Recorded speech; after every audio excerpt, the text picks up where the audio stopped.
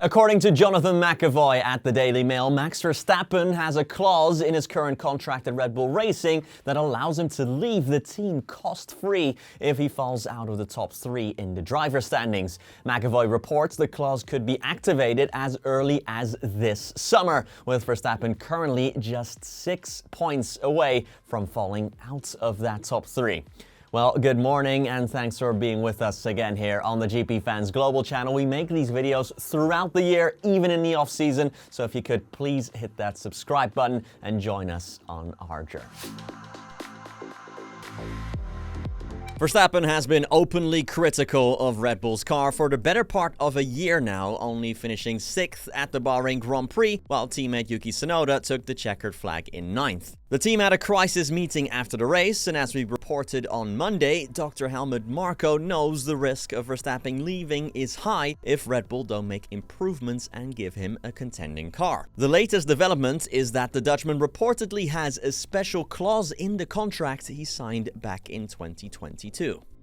Jonathan McEvoy reports the following, quote, "He has a clause in his contract, which runs until 2028, that allows him to walk away if he is not lying third in the standings. That get-out can, I am told, be activated as early as this summer. If triggered, he has various options. He could renegotiate a new one-year deal to remain at Red Bull for 2026 and wait to see which team best tackles the new regulations coming in next season and then plump for the juiciest destination."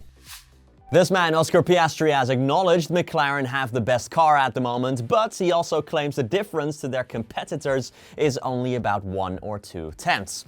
Piastri won Sunday's Bahrain Grand Prix by over 15 seconds with just 20 laps of racing after the safety car period ended, but the Aussie thinks this was not a true reflection of the actual pace offset. McLaren currently lead the way in the Constructors' Championship by almost 60 points after just 4 Grand Prix, while taking 3 of the 4 wins and pole positions as well as 3 double podiums. Lando Norris has been adamant that McLaren's dominance is not down to the MCL 39 being a dominant car, but rather the drivers getting the job done. Piastri had a different take to his teammate when asked about it, although the Aussie too doesn't think the car difference is as big as rival teams make it out to be.